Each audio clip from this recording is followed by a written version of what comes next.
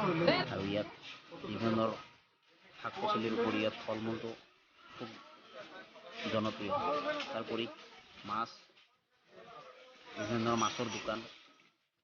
আৰু এতিয়া দেখা পাইছে আপোনালোকে যে ইয়াত লকডাউনৰ পৰিস্থিতিত দোকান পোহাৰ খুব ভালকৈ চলা নাই যদিও মোটামুটি চলি আছে আৰু।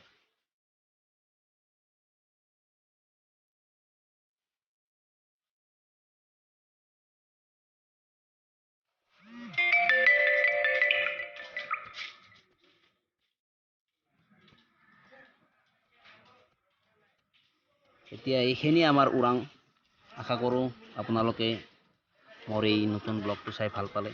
যদি ভাল পাইছে নিশ্চয় লাইক আৰু শ্বেয়াৰ কৰিব।